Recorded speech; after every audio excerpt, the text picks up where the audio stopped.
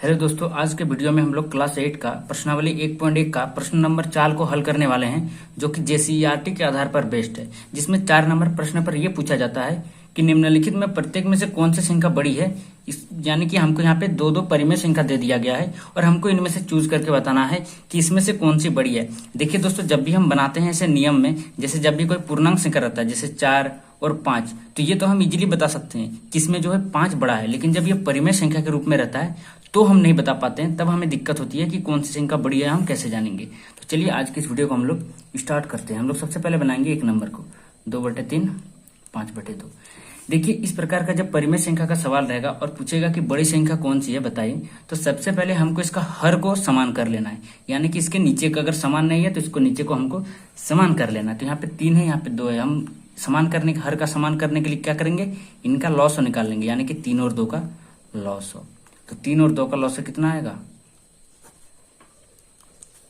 तो लॉस आ जाएगा हमारा 2 गुना 3 यानी कि 6। हमारा लॉस आ गया 6। यानी कि इसके हर में भी हमको 6 करना है और इसके हर में भी हमको 6 करना है, फिर ही हम बता पाएंगे कि कौन सी संख्या सबसे बड़ी है। तो सबसे पहले हम ये वाला परिमेय संख्या को लिखेंगे 2/3। अब 2/3 के हर में हमको 6 लाना है, तो हम क्या करेंगे, हर में 2 से गुना करेंगे तो 6 आ जाएगा, 3 दूनी 6। और अगर हम भिन्न में नीचे 2 से गुना करेंगे तो ऊपर में भी हमारा 2 से गुना होता है। ये बात आप लोग को याद रखना है, ठीक है। अब 2 को 2 से गुना करेंगे तो 4 और 3 दूनी 6। यानी कि हमारा हर जो है लॉस जो 6 आया था वो हमारा हर में आ चुका है। अब हम लोग 5/2 को भी फिर 6 के हर में बदलेंगे, 5/2 बराबर लिखेंगे 5/2। अब हर में 6 लाने के लिए क्या करना पड़ेगा, 3 में से गुना करना पड़ेगा। 2 को 3 से गुना करेंगे तो 6 आ जाएगा, और नीचे 3 से गुना किए यानी कि ऊपर में भी 3 से गुना होगा। फिर बन जाएगा 5 तिया 15, 2 तिया 6। अब हमारे पे 2 परिमेय संख्या आया है गुना करने के बाद। एक आया है 4/6 और एक आया है 15/6।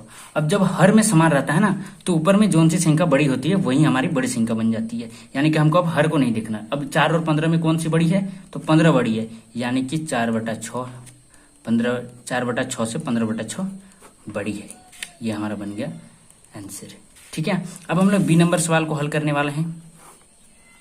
बी नंबर सवाल में हमारा पूछा जाता है 1/2 और 0। यानी कि 1/2 और 0 में कौन सी संख्या बड़ी है। तो ये तो हम बड़ी आसानी से बता सकते हैं, क्योंकि 1/2 मतलब कुछ तो है, मतलब समथिंग 0 पॉइंट समथिंग तो होगा। 0.2 हो, 3 हो, 4 हो, मतलब 0 पॉइंट समथिंग होगा। और यहाँ पे तो 0 है और ये पॉजिटिव में है, यानी कि 0 से हमेशा पॉजिटिव संख्या बड़ी होती है। यानी कि ये तो हम आसानी से बना सकते हैं कि 1/2 0 से बड़ी है, क्योंकि इसमें ये जो है कुछ समथिंग तो 0 पॉइंट आएगा ना।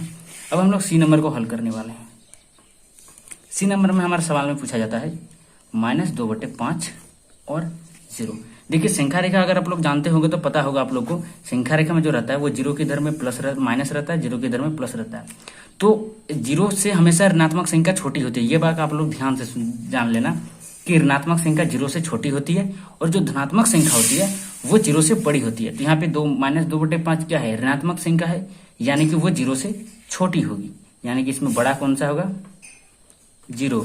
इसमें 0 बड़ी है। अब हम लोग डी नंबर सवाल को हल करने वाले हैं।